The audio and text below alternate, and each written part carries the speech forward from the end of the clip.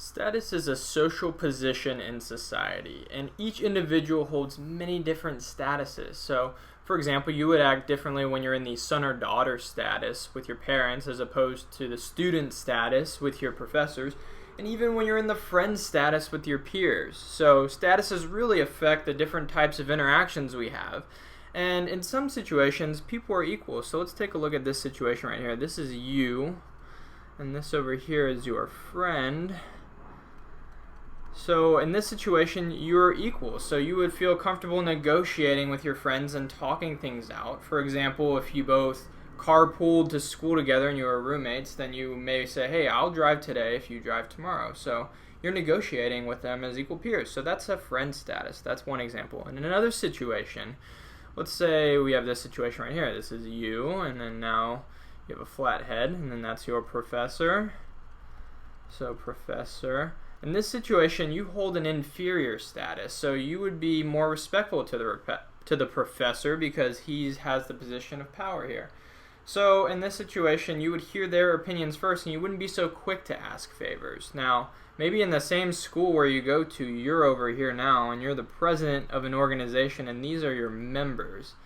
Now, in this situation, you hold the superior status. You hold the power more so, and then these members will submit to you because you're the president, and they'll look to you for leadership.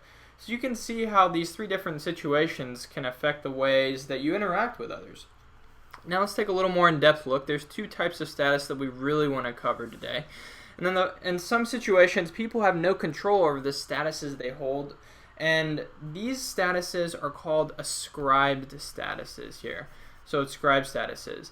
And an example of this would be if you have a royal baby who's born into this royal family and they're immediately given the status of a prince or a princess. That's an ascribed status because it's given to you at birth and it doesn't really change throughout your life. Now, this is very different from other types of statuses. In particular, the next one is called an achieved status. Now, an achieved status is very different because these are earned, and it's a decision that you make to really pursue. So an example would be this gymnast here. Let's say he's given up so much in his life.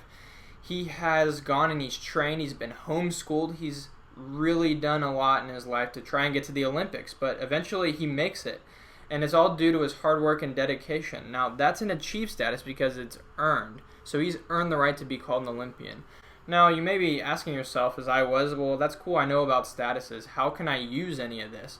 Well, besides knowing now a little bit more about your interactions with others, you can start to see it in your everyday life. So let's say maybe you even have an internship at a big company in New York City or something, and there's hundreds of interns and only one gets picked for the job.